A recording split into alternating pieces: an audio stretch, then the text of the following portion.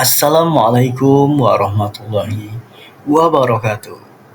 Selamat pagi semuanya. Kembali lagi di pertemuan pada hari ini kita akan membahas teori masuknya Islam di Indonesia, jejak sejarah dan penyebarannya.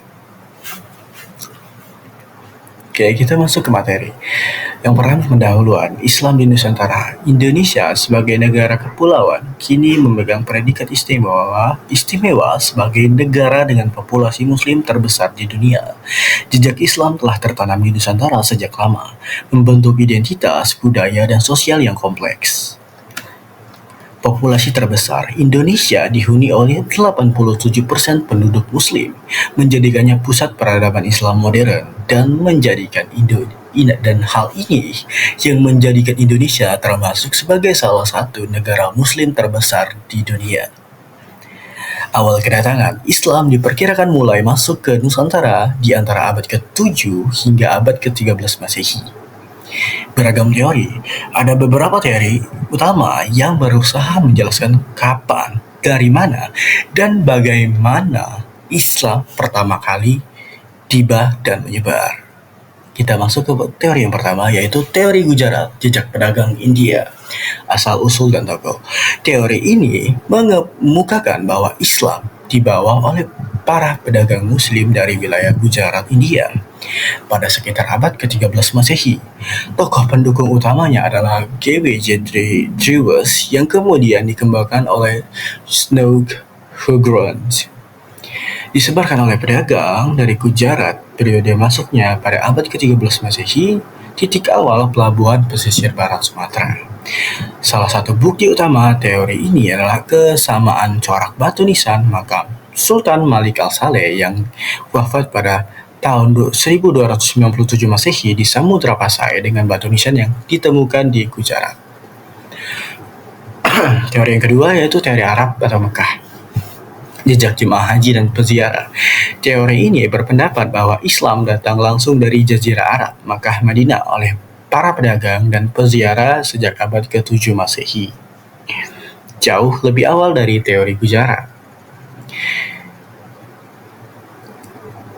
Salah satu bukti yang terdapat untuk menguatkan teori ini adalah bukti pemukiman. Ditemukan pemukiman Arab di pantai barat Sumatera sejak tahun 674 Masehi. Nisan kuno ditemukannya nisan Syekh Rokunuddin pada tahun 672 Masehi sebagai indikasi kehadiran awal. Mazhab Syafi'i. Dominasi mazhab Syafi'i di Nusantara menyebabkan orang-orang percaya bahwa Islam berasal dari Mekah. Islam di Indonesia disebarkan dari Mekah dan Mesir karena dominasi mazhab Syafi'i di Nusantara tadi. Teori ini didukung kuat oleh Buya Hamka yang menolak anggapan bahwa Islamisasi Nusantara baru terjadi pada abad ke-13. Teori selanjutnya itu teori Persia. Warisan budaya dan awal pengaruh. Teori Persia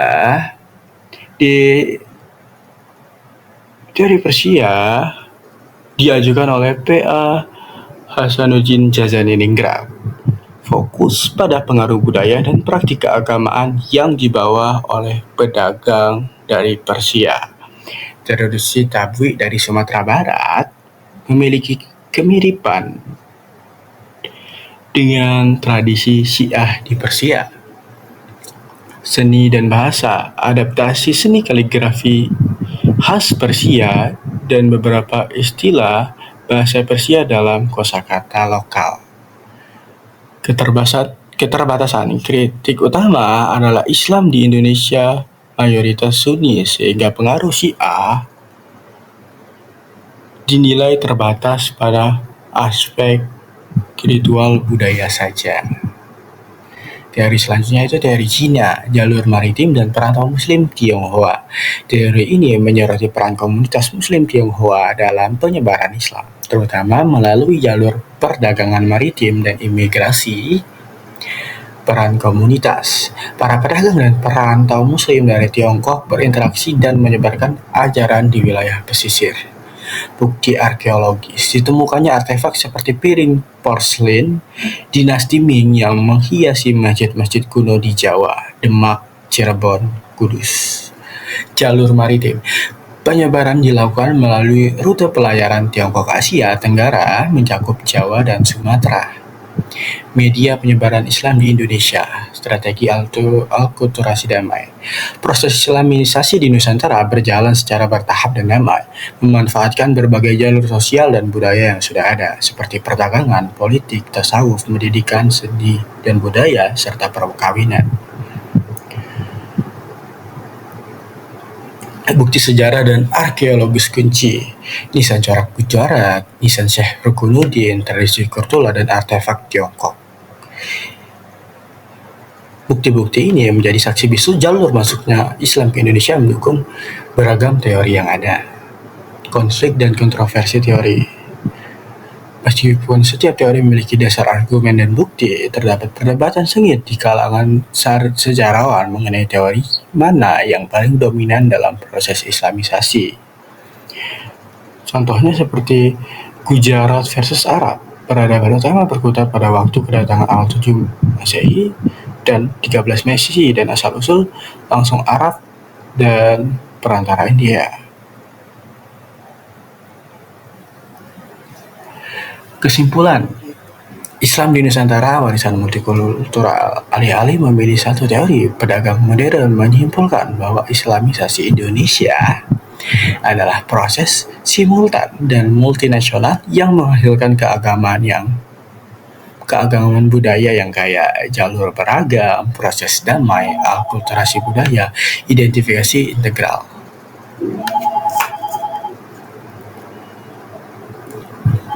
Sekian presentasi pada kali hari ini. Saya akhiri. Wassalamualaikum warahmatullahi wabarakatuh.